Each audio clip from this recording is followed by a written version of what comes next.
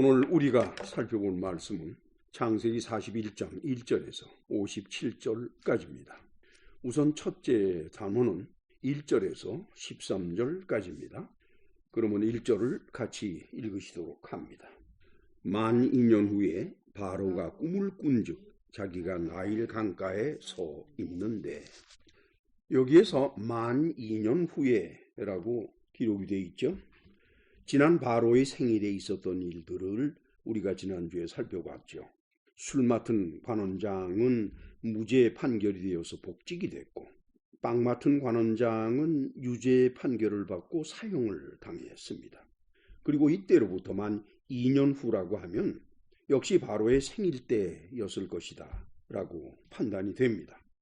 따라서 요셉은 억울한 누명을 쓴 채 2년을 더 복역한 셈이 됩니다. 참으로 하나님의 때를 기다리는 데에는 인내력이 필요한 것 같습니다. 그러나 이 기다림은 안달을 하며 극단적인 기도를 하고 이렇게 해서 시간을 보내는 기다림이 아닙니다. 오히려 믿음 안에서 매일의 삶을 성실하게 살아가는 중에 그 마음 안에서 결코 지워지지 않는 소망을 안고 살아가는 자세, 그러한 기다림을 말하는 것입니다. 이러한 자세를 예수께서는 다음과 같이 표현하셨습니다. 마가복음 11장 23절에서 24절을 같이 읽도록 하십니다. 내가 진실로 너희에게 이르노니 누구든지 이 산도로 들려 바다에 던져지라 하며 그 말하는 것이 이루어질 줄 믿고 마음에 의심하지 아니하면 그대로 되리라. 그러므로 내가 너희에게 말하노니 무엇이든지 기도하고 구하는 것은 받은 줄로 믿으라. 그리하면 너희에게 그대로 되리라. 그런데 이상하게도 많은 경우에 교회는 이러한 기다림의 믿음을 간직하고 살아가는 교인들을 보살펴주고 격려해주고 하는 것이 아니라 오히려 그렇게 기도 안 하고 가만히 있으면 일이 되겠느냐 라면서 교인들을 흔듭니다. 결국은 이렇게 흔들어대니까 교인들은 기다리는 믿음을 결국 잃어버리게 되지요.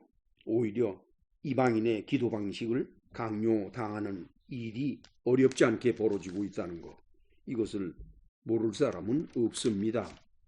이러한 이방인의 기도 방식은 성경에서 살펴볼 때에 수년간 비가 내리지 않아서 기근이 심했던 사마리아에서 3년째 되는 해에 갈멜산에서 비를 바라는 기도 모임을 가졌지 않습니까? 그 모임에서 볼 수가 있습니다. 그 내용이 열왕기상 18장의 22절 그리고 26절에서 28절 사이에 기록이 되어 있습니다. 같이 읽도록 하십니다. 엘리야가 백성에게 이르되 여호와의 선지자는 나만 홀로 남았으나 바알의 선지자는 450명이로다. 그들이 받은 송아지를 가져다가 잡고 아침부터 낮까지 바알의 이름을 불러 이르되 바알이여 우리에게 응답하소서 하나 아무 소리도 없고 아무 응답하는 자도 없으므로 그들이 그 쌓은 제단 주위에서 뛰놀더라. 정오에 이르는 엘리야가 그들을 조롱하여 이르되 큰 소리로 부르라. 그는 신인즉 묵상하고 있는지 혹은 그가 잠깐 나갔는지 혹은 그가 길을 행하는지 혹은 그가 잠이 들어서 깨워야 할 것인지 하며 이에 그들이 큰 소리로 부르고 그들의 규례를 따라 피가 흐르기까지 칼과 창으로 그들의 몸을 상하게 하더라. 예수께서도 자신의 목적을 이루어지게 해달라고 하나님께 부르짖고 있는 유대인들, 그들의 기도 습관, 그것에 대해서 비판을 하셨습니다. 그것이 마태복음 6장 7절에서 8절 사이에 기록되어 있습니다. 같이 읽도록 하십니다. 또 기도할 때에 이방인과 같이 중언부언하지 말라. 그들은 말을 많이 하여야 들으실 줄 생각하느니라. 그러므로 그들을 본받지 말라. 구하기 전에 너희에게 있어야 할 것을 하나님 너희 아버지께서 아시느니라. 믿음을 가지고 온전히 기다리는 일은 결코 쉬운 일은 아닙니다. 왜냐하면 그 믿음은 망해도 좋습니다. 또 죽어도 좋습니다. 라고 하는 것이기 때문입니다. 따라서 교인들로 하여금 기도회에 나오게 하고 금식 기도를 시키고 철야 기도를 시키고 새벽 기도에 나오도록 강요하고 그렇게 하는 것은 오히려 그들의 차분한 기다림의 믿음을 파괴시키는 결과를 가져옵니다. 따라서 교인들로 하여금 이방인의 기도를 하게 해서 그들이 인간적이고 심리적으로 위로를 받게 하는 그런 일이 종종 벌어지게 되는 겁니다. 생각을 해봤어요. 왜 교회는 교인들에게 하나님을 믿고 차분하게 기다리는 믿음을 가르치지 않고 기도라는 수단을 가지고서 하나님을 들볶고 하나님을 압박하고 하나님에게 애걸하는 그런 마음 자세를 갖게 할까? 그리고 왜 기독교인이면서도 유대인의 종교 사상을 따르게 할까? 글쎄요, 이 질문에 대해서는 제가 답변을 드리는 것보다 이 설교를 들으시는 분들이 스스로 생각하시는 것이 옳다고 저는 생각을 합니다. 그 다음에는 본문의 2절에서 4절을 같이 읽도록 하십니다. 보니 아름답고 살찐 7 암소가 강가에서 올라와 갈밭에서 뜯어먹고 그 뒤에 또 흉하고 파리한 다른 7 암소가 나일 강가에서 올라와서 그 소와 함께 나일 강가에 서 있더니 그 흉하고 파리한 소가 그 아름답고 살찐 7 소를 먹은지라 바로와 곧 깨었다가 소가 나일 강가에서 올라왔습니다. 나일강은 애굽의 생명줄입니다. 이물로 농사도 짓고 목축도 하고 밥도 해먹고 또 그 물 자체를 먹지요. 소가 나일 강가에서 올라왔다는 것은 농사와 관계되는 일이라는 것을 우리는 추측할 수가 있습니다. 살찐 소는 농사가 풍년임을 의미할 것이고 파리한 소는 농사가 흉년임을 의미할 것입니다. 그런데 뒤에 올라온 파리한 소가 앞서 올라온 살찐 소를 잡아 먹었다. 그것은 뒤따른 흉년이 앞선 풍년을 다 잡아먹는다는 뜻이지요. 그것도 각기 7마리씩이니까 풍년이 7년이고 이어서 흉년이 7년이라는 뜻이 될 것입니다. 지금 제가 말씀드린 것이 상식적으로 꿈을 해석하는 이해가 되는 것입니다. 그 다음에는 이제 5절에서 7절을 같이 읽도록 하십니다. 다시 잠이 들어 꿈을 꾸니 한 줄기에 무성하고 충실한 7 이삭이 나오고 그 후에 또 가늘고 동풍에 마른 7 이삭이 나오더니 그 가는 7 이삭이 무성하고 충실한 7 이삭을 삼킨지라 바로가 깬즉 꿈이라. 지금 바로의 상태는 아마도 비몽사몽간인 것 같지요. 꿈의 내용으로 봐서 그 몇 분 걸리지 않은 시간에 꾼 꿈이다라고 볼 수가 있을 것 같습니다. 다시 잠이 들자 이어서 또 다른 꿈을 꾸었습니다. 내용은 첫 번째 꿈과 같은 것이지요. 역시 7년 풍년 후에 7년 흉년에 관한 것입니다. 그런데 첫 번째 꿈은 의미보다는 강렬한 느낌을 목적으로 한 것인 것 같고 두 번째 꿈은 그런 강렬한 느낌보다도 오히려 내용을 목적으로 한 것 같습니다.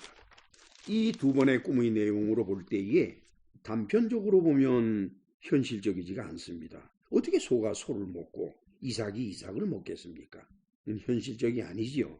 그러나 연속된 것으로 보면 대단히 논리적이고 현실적이다라는 것을 깨달을 수가 있어요. 소는 농사의 수단이지 않습니까? 이삭은 농사의 결과입니다. 소가 살쪘다는 것은 농사의 여건이 아주 좋다는 뜻이지요.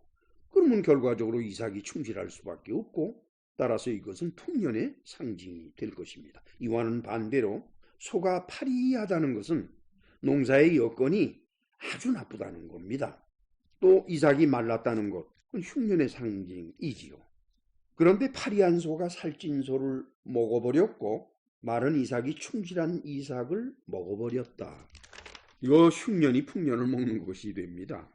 즉 풍년의 소산을 체계적으로 관리하지 않으면 뒤따라오는 흉년으로 인해서 나라와 백성이 황폐해질 것이라는 것이지요. 이건 역시 상식적으로 바라본 꿈의 해석이 옳시다.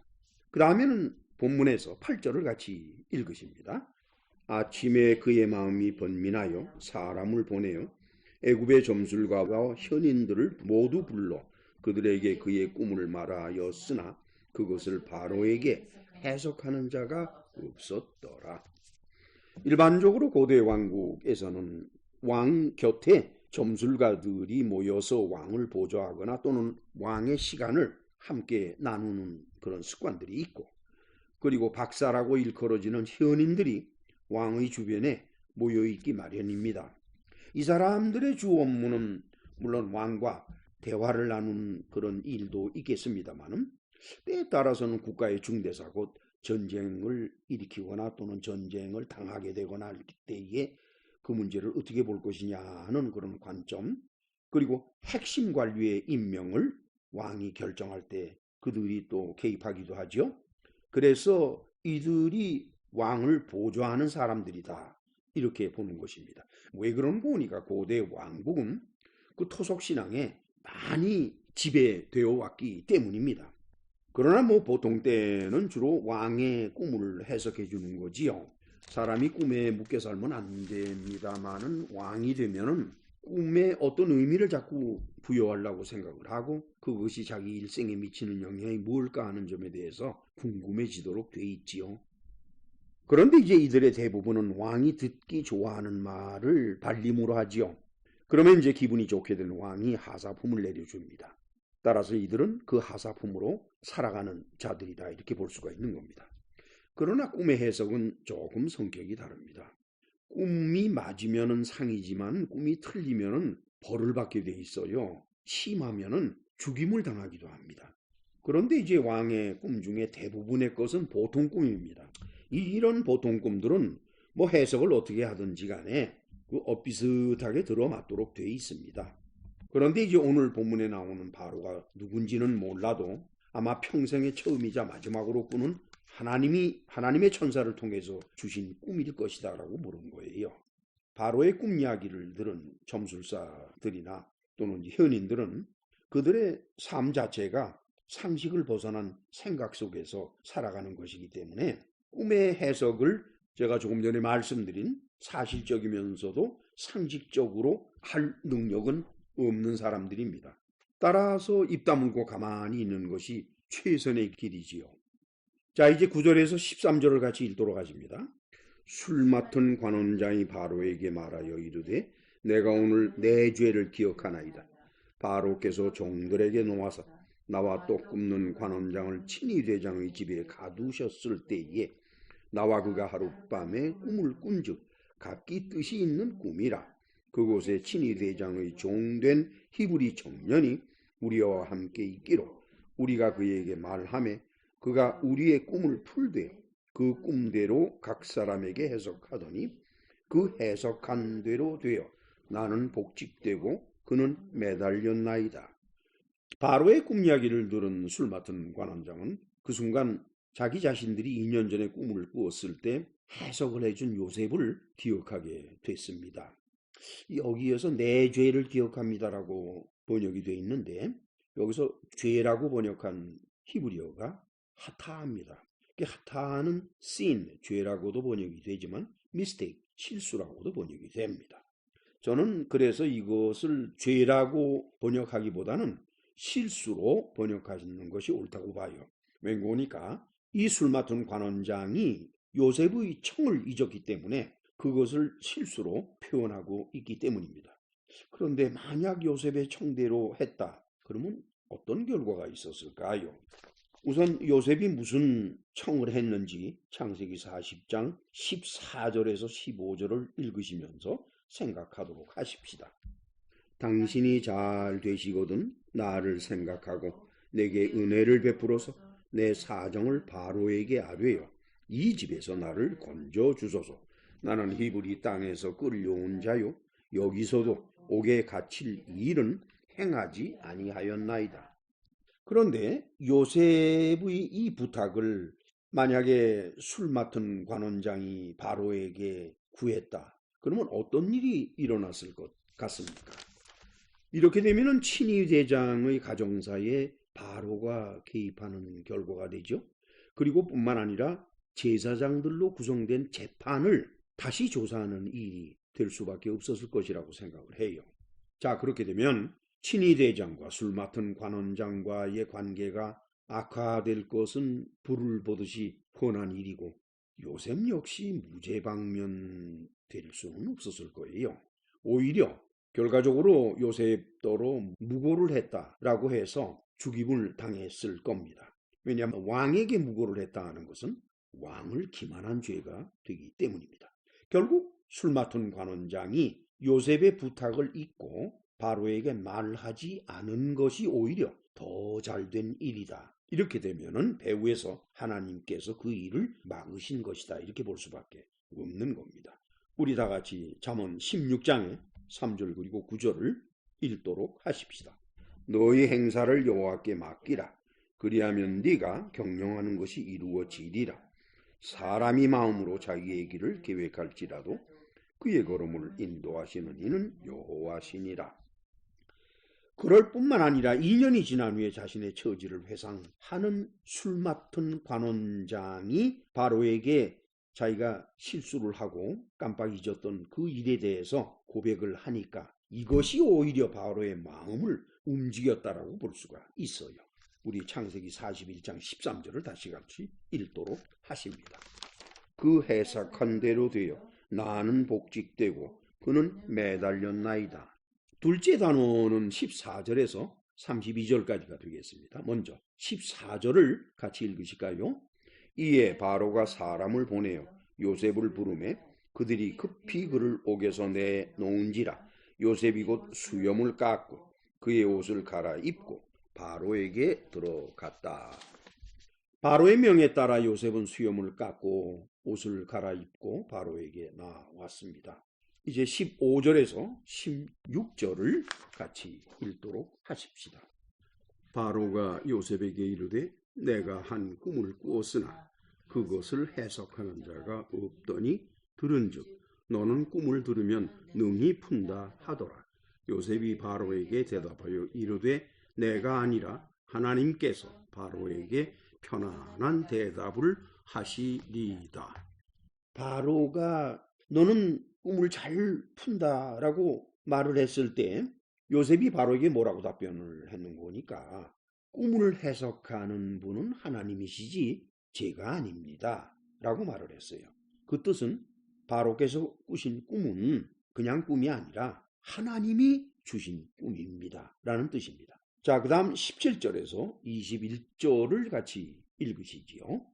바로가 요셉에게 이르되 내가 꿈에 나일 강가에 서서 보니 살찌고 아름다운 7 암소가 나일 강가에 올라와 갈밭에서 뜯어먹고 그 뒤에 또 약하고 심히 흉하고 파리한 7 암소가 올라오니 그같이 흉한 것들은 애굽 땅에서 내가 아직 보지 못한 것이라. 그 파리하고 흉한 소가 처음에 7 살찐 소를 먹었으나 먹은 듯 하지 아니하고 여전히 흉하더라. 내가 곧 깨었다가. 그래요. 이 내용은 이미 제가 말씀을 드렸습니다. 그리고 22절에서 24절을 같이 읽으실까요? 다시 꿈에 보니 한 줄기에 무성하고 충실한 7 이삭이 나오고 그 후에 또 가늘고 동풍에 마른 7 이삭이 나더니 그 가는 이삭이 좋은 7 이삭을 삼키더라. 내가 그 꿈을 점술가에게 말하였으나 그것을 내게 풀이해 주는 자가 없느니라.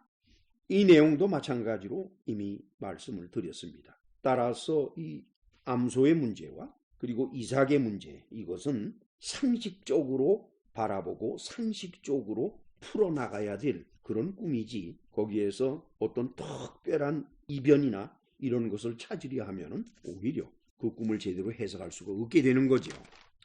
그 다음에는 이제 25절에서 27절을 같이 읽으십니다. 요셉이 바로에게 아뢰되 바로의 꿈은 하나라. 하나님이 그가 하실 이 일을 바로에게 보이심이니이다. 7 좋은 암소는 7회요 7 좋은 이삭도 7회니 그 꿈은 하나라. 그 후에 올라온 파리하고 흉한 7소는 7년이요 동풍에 말라 속이 빈 7 이삭도 7회 흉년이니.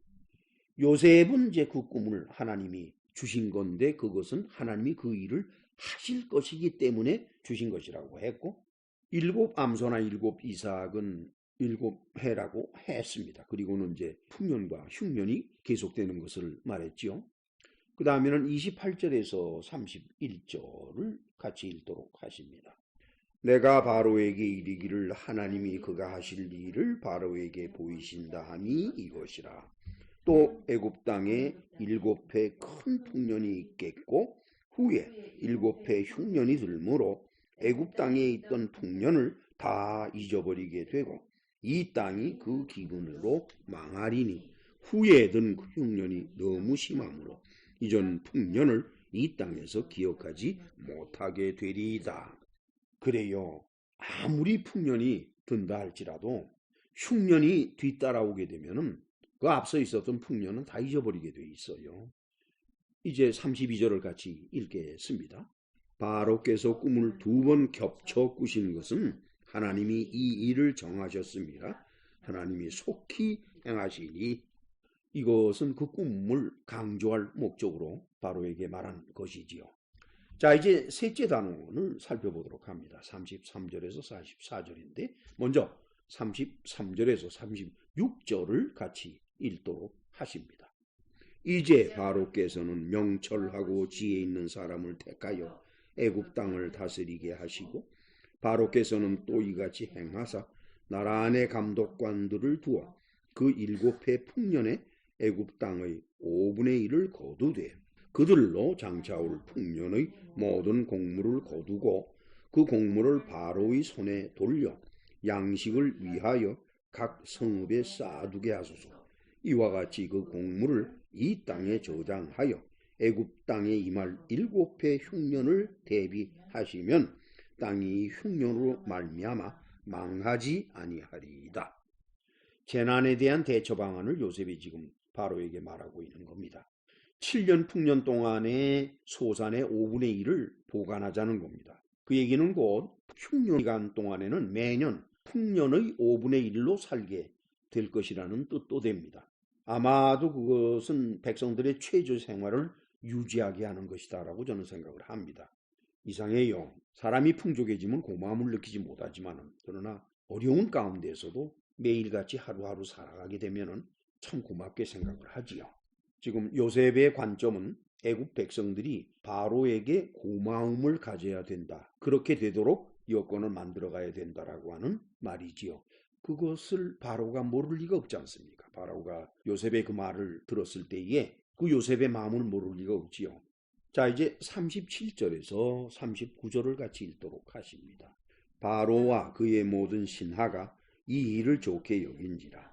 바로가 그의 신하들에게 이르되 이와 같이 하나님의 영에 감동된 사람을 우리가 어찌 찾을 수 있으리요 하고 요셉에게 이르되 하나님이 이 모든 것을 너에게 보이셨으니 너와 같이 명철하고 지혜 있는 자가 없도다. 바로는 이제 요셉의 지혜를 올바르게 평가하고 있습니다. 하나님이 이 모든 것을 너에게 보이셨다라고 했으니까, 그리고 너와 같이 명철하고 지혜 있는 자가 없구나라고 하는 것은 요셉의 지혜를 그리고 그 마음을 알아주는 사람이 바로 바로였다. 그러면 바로 역시 뛰어난 사람이다라고 볼 수밖에 없어요. 우리 잠언 2장 6절에서 7절 그리고 9절을 같이 읽도록 하십니다. 대저 여호와는 지혜를 주시며 지식과 명철을 그 입에서 내심이며 그는 정직한 자를 위하여 완전한 지혜를 예비하시며 행실이 온전한 자에게 방패가 되시나니 그런즉 네가 공의와 정의와 정직 곧 모든 선한 길을 깨달을 것이라. 그 다음에는 이제 40절에서 41절을 같이 읽도록 하시지요. 너는 내 집을 다스리라. 내 백성이 다 네 명령에 복종하리니 내가 너보다 높은 것은 내 왕자뿐이니라. 바로가 또 요셉에게 이르되 내가 너를 애굽 온 땅의 총리가 되게 하노라. 요셉을 총리로 임명을 하는 겁니다. 자, 그 다음에는 42절에서 43절을 같이 읽도록 하시지요.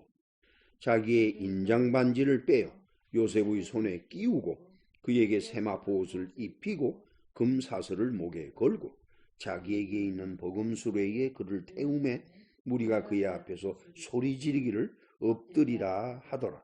바로가 그에게 애굽 전국을 총리로 다스리게 하였더라. 여기서 보니까 요셉에게 바로가 자기의 인장반지를 빼줬네요. 일반적으로 왕의 인장 반지는 왕의 권위를 상징하는 것이지요. 그것을 빼어서 요셉 손에 끼워줬다? 그러면 요셉을 왕과 같이 생각해라. 즉 요셉의 명령은 왕의 명령이다. 이렇게 되는 것이지요. 그리고는 버금 수레에 요셉을 태웠다고 그랬는데 여기서 버금이라고 번역한 히브리어가 쉐니입니다. 쉐니라는 것은 세컨드란 뜻이에요. 두 번째.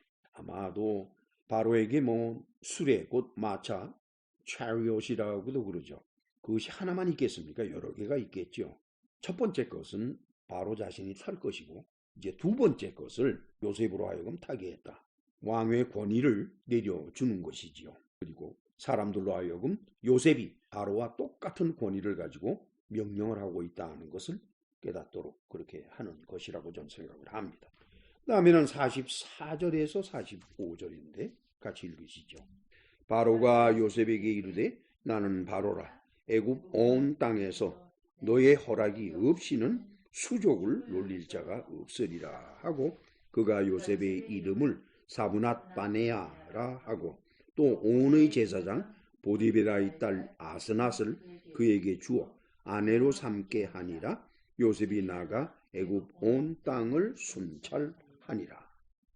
바로가 요셉에게 이르되 나는 바로라 애굽 온 땅에서 내 허락 없이는 수족을 놀릴 자가 없으리라. 그리고는 그가 요셉의 이름을 사브낫 바네아라 하고 또 온의 제사장 보디베라의 딸 아스낫을 그에게 주어서 아내로 삼게 했다 그랬어요. 요셉이 나가 애굽 온 땅을 순찰했다. 사브낫은 히브리어의 우리말 음력으로 표시된 것인데 사브낫이라고 음력한 히브리어를 보면 쯔파느야입니다. 쯔파느야. 그 쯔파느야라고 하는 건 priest 또는 prophet을 말해요. 즉 제사장 또는 prophet, 예언자 하는 뜻입니다. 미드라시에는 온의 제사장인 보디베라는 바로의 친위대장 보디발과 같은 사람이다라고 보고 있습니다. 물론 그 히브리어를 바라보면 차이가 별로 없어요.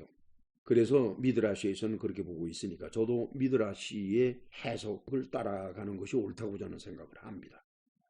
이렇게 됨으로써 결국 보디발의 아내와 있었던 사건이 지워지고 요셉 역시 친위대장이며 아울러 제사장인 보디베라의 사유가 되어서 아주 튼튼한 가문적인 지원을 받죠. 그리고 보호를 받게 됐다라고 하는 것입니다. 여러분들 아시다시피 정치, 곧 총리라고 하는 그 높은 자리는 능력만 있다고 해서 보존될 수 있는 자리가 아닙니다. 수없는 모함이 뒤따를 것이고 정치적인 공격을 받게 될 것이라고 하는 것은 눈에 불 보듯이 뻔한 거지요. 그러한 모함과 공격에서 버텨낼 수 있어야만이 총리의 자리를 지켜갈 수가 있는 겁니다. 바로는 생각을 해봤습니다. 요셉이 아무리 지혜롭고 뛰어나다 할지라도 혼자서는 애굽 전체를 이끌어 나가는 것이 결코 용이하지 않다는 것을 알고 있습니다. 처음에야 잘 되겠지만은 시간이 흐르면서 모함이 들어오고 정치적인 공격을 받게 되면은 그 자리를 감당해내기가 결코 쉽지 않다는 것을 바로는 알고 있지요.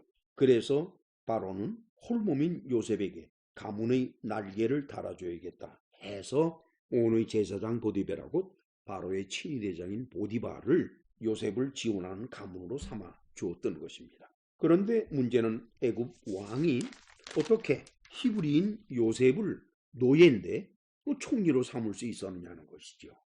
그래서 학자들 간에는 이 때의 애굽 왕조를 힉소스 왕조로 보는 부류가 있습니다.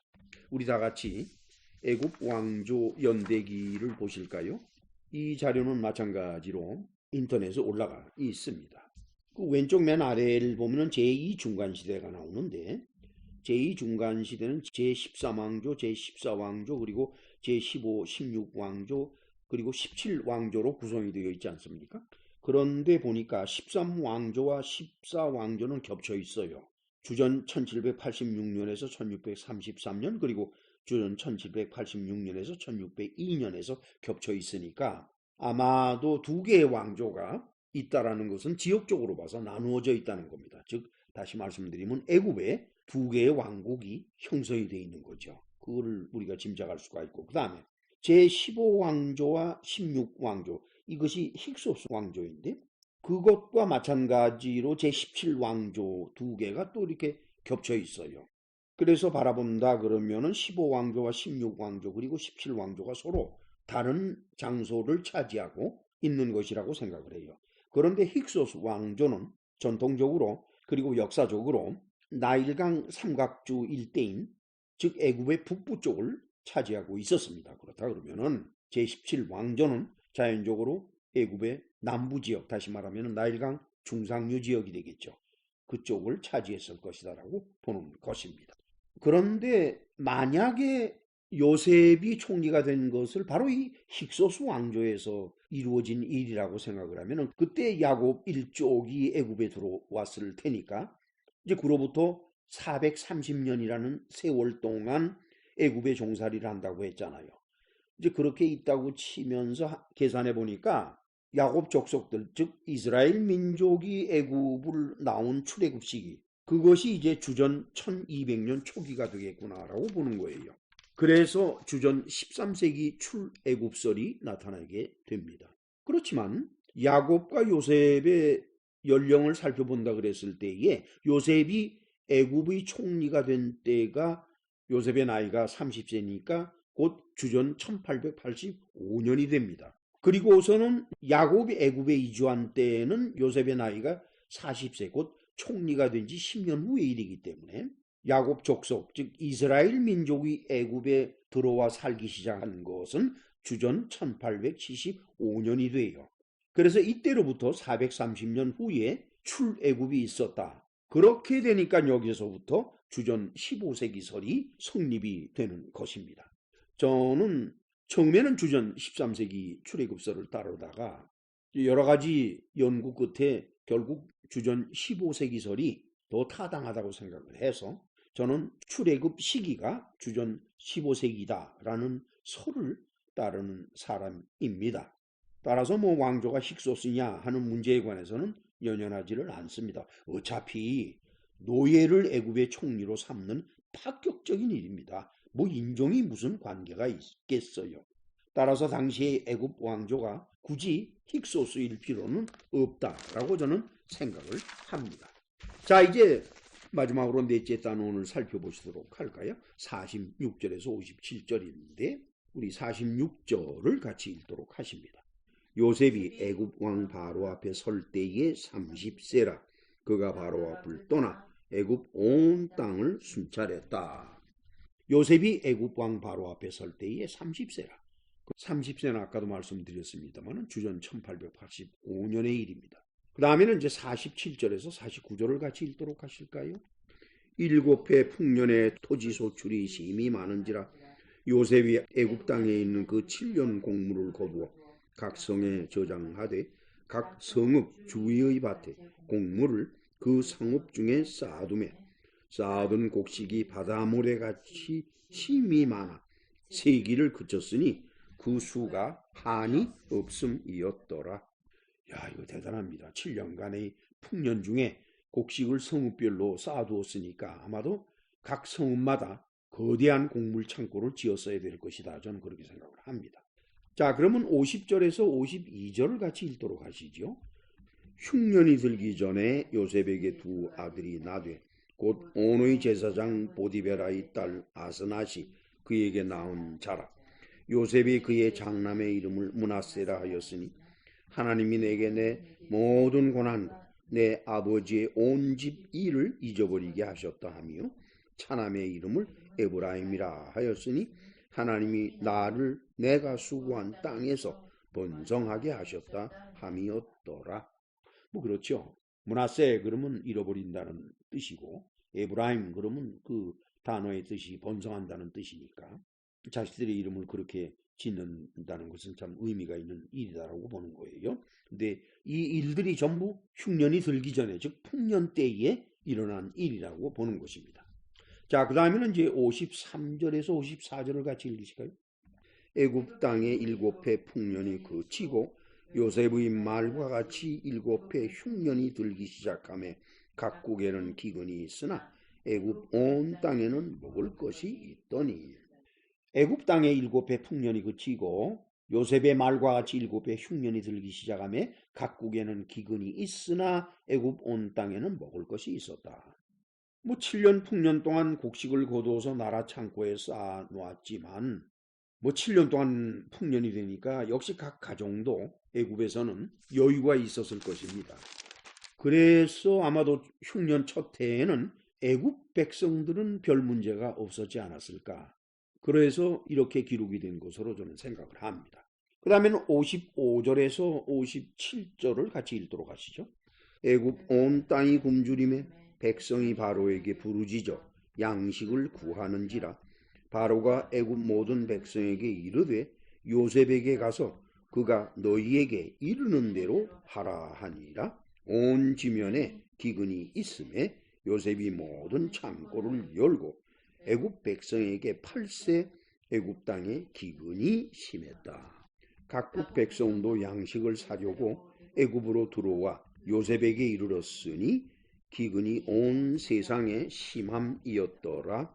그렇죠. 이제 본격적인 흉년이 벌어지니까 참 온 세상이 다 비참하게 되었다는 건 뭐 당연한 일이지요.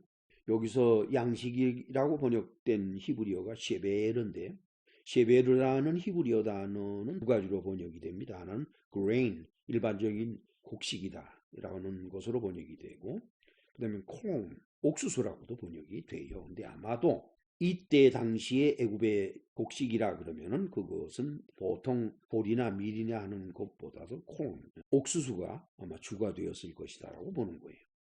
온 지면에 기근이 있었다? 글쎄요, 그 온 지면의 범위가 어디일까? 그는 좀 알 수가 없겠지요. 그리고 이때는 주전 1877년경이기 때문에 아마도 요셉이 39세인 때라 이렇게 보는 거예요. 그때에 과연 중국에 사람이 살고 있었을까? 또 한국 북부에 고조선이 있었을까? 그때 당시에. 그리고 인도에 사람이 살고 있었을까?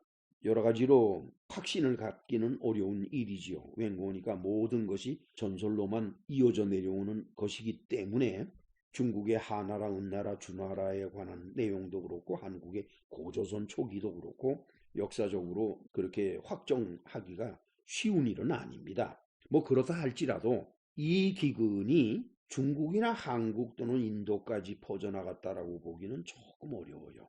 이때 당시만 하더라도 오늘날과 같이 지구 전체가 기근으로 되었다라는 것이 가능한 일이 아니기 때문에 여기서 온 지면이라고 하는 것은 가나안 땅 그리고 애굽을 중심으로 한 지역이라고 보는 것이 좋습니다. 자, 그럼 우리 다 같이 9번 지도를 살펴보도록 합니다. 주전 3세기의 고대 중군동 지역이지요.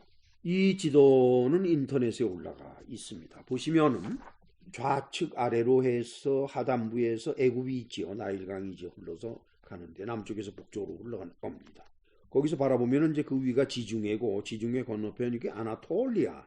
이것은 오늘날 터키 지방입니다.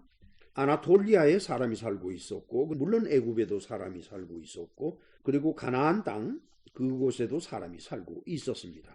동쪽으로 오게 되면은 유브라데스 강과 디그리스 강이 흘러가지요.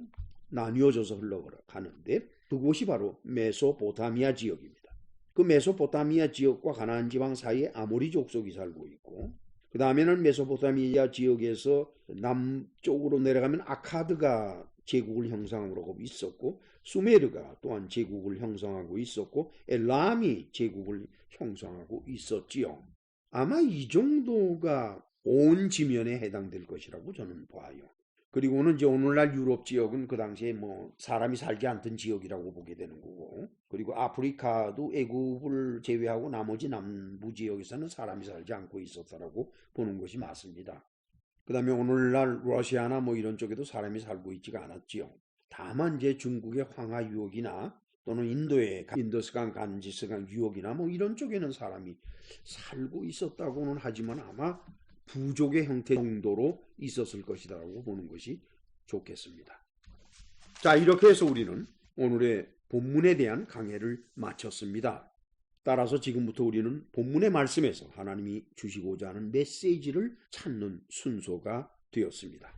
우선 창세기를 강해한 설교는 이제까지 모두 45회였습니다. 즉 45개였습니다. 따라서 오늘의 설교는 제46회 설교가 되겠습니다. 이 가운데서 하나님의 때를 기다리는 믿음을 메시지로 삼은 것이 두 개인데 그것이 바로 20회 설교와 그리고 26회 설교가 되겠습니다.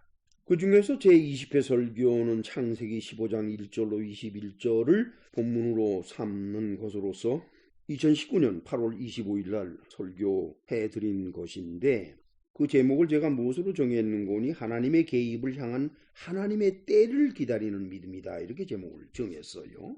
그 다음에는 26회 설교는 본문이 창세기 20장 1절에서 18절까지로서 설교 때는 2019년 10월 6일이었습니다. 제목은 고난 속에서 하나님의 때를 기다리는 믿음의 사람들이다, 이렇게 했습니다. 20회 설교는 앞으로 자그마치 650여 년 후에 있을 일에 대한 하나님의 약속을 믿는 아브라함의 경우에 관한 것이었고, 26회 설교 역시 630년 후에 아브라함이 자기의 후손들이 갖게 될 땅에 대한 하나님의 언약을 믿고 끝없이 기다리는 믿음의 경우에 관한 것이었습니다. 이 두 가지 기다림은 평범한 삶 속에서 매일을 성실하게 살아가는 아브라함의 경우에 해당되는 것입니다. 따라서 의도적인 기다림이거나 멸망당할지 모르는 긴박함 속에서의 기다림은 아닙니다.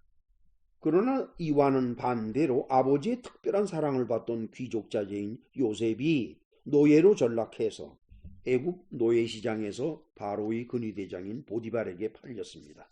그래서 죽을 때까지 종살이를 해야 되는 운명의 노인 요셉의 경우의 기다림, 그 기다림은 그렇게 평범한 삶 속에서 일어나는 기다림이 될 수가 없습니다. 속이 타들어가는 그런 기다림일 것입니다. 게다가 보디발의 부인과의 일 때문에 감옥에 들어가서 언제 풀려날지조차 모르는 죄수로서 살아가는 요셉에게 있어서의 기다림은 더 처절하고 목숨을 조여오는 것일 것이다, 저는 그렇게 생각을 합니다.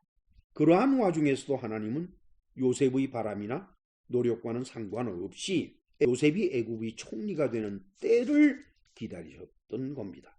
요셉의 타들어가는 마음, 요셉의 안타까움, 그런 것과는 상관없이 하나님은 하나님 편에서의 때를 가지고 계셨던 겁니다.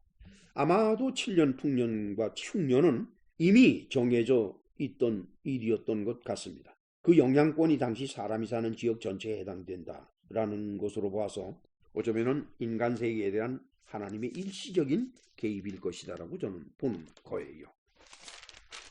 이미 여러분들에게 말씀드린 것입니다만 제 설교를 듣는 분들은 이미 알고 계신 사실이죠. 노아의 홍수가 있은 다음에 하나님께서 뭐라고 말씀하셨습니까? 내가 다시는 이렇게 숨쉬는 생명을 가진 것들을 다 죽이는 일을 하지 않겠다라고 그러셨잖아요. 자, 그러기 위해서는 하나님께서 인생살이로부터 손을 떼셔야만 됩니다. 물론 자연, 환경, 이 모든 것은 여전히 하나님의 손안에 있지요. 그런 관점에서 바라본다 그러면은 사람들로 하여금 7년 풍년에 7년 흉년을 갖도록 한 이 일은 하나님께서 어떤 특별한 목적이 있으셔서 오래전에 계획하신 것이다, 이렇게 볼 수밖에 없어요. 그리고 바로의 술 맡은 관원장과 빵 맡은 관원장의 사건 역시 하나님과는 상관없이 벌어진 사건입니다. 다만 하나님은 이 사건을 이용하시기 위해서 그들에게 꿈을 주셨고, 또한 요셉은 지극히 상식적으로 그들의 꿈을 해석해 준 것뿐입니다. 이때 요셉은 감옥에서 벗어나기 위해서 부탁을 술 맡은 관원장에게 했는데, 아까도 말씀드린 것처럼 그 부탁은 대단히 위험했던 것입니다. 그래서 하나님은 요셉의 부탁을 막으셨던 것 같습니다. 우리 잠언 16장의 3절로 9절 같이 읽으시도록 하지요. 너희 행사를 여호와께 맡기라. 그리하면 네가 경영하는 것이 이루어지리라. 사람이 마음으로 자기의 길을 계획할지라도 그의 걸음을 인도하시는 이는 여호와시니라. 참 말씀이 절실하게 느껴지지가 않습니까? 이 때가 바로가 꿈을 꾸기 2년 전의 일이었습니다. 즉 요셉이 28살 때 일이지요. 이제 전 세계적인 곧 사람 사는 지역에 벌어질 7년 풍년과 7년 흉년의 시험이 다가올 전조의 때였습니다.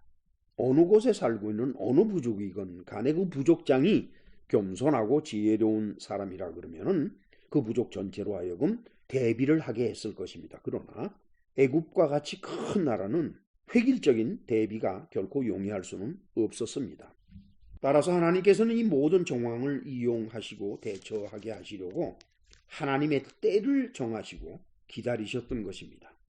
요셉이 노예가 된 것이 그의 나이 17세 때 일이고 또 애굽의 총리가 되기 위해서 감옥에서 풀려나는 것이 그의 나이 30대 일이었습니다. 아무런 소망도 없이 노예로 살다가 이유 없이 감옥에 갇힌 죄수가 된 요셉의 삶이 얼마나 비참했을까 하는 것은 상상하기 어려운 것은 아닙니다.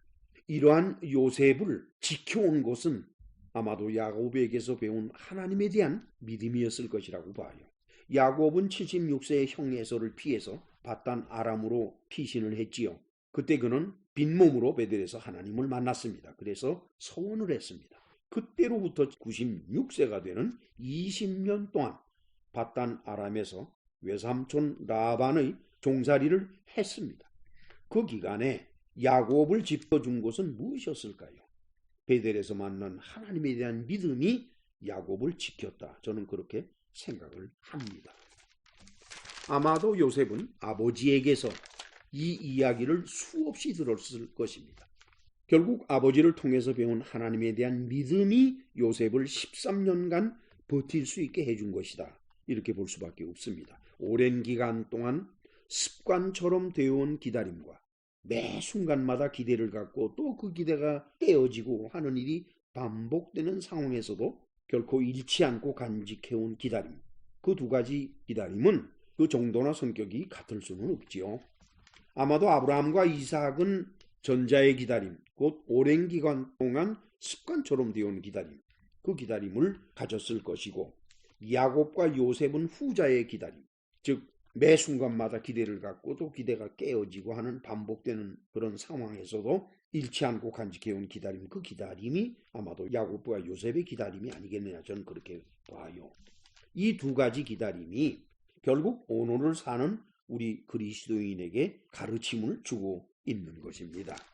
자, 그렇다 그러면 우리는 먼저 오늘을 사는 그리스도인의 기다림이 무엇인지를 살펴볼 필요가 있습니다. 그 기다림은 사도 바울의 가르침에서 볼 수가 있습니다.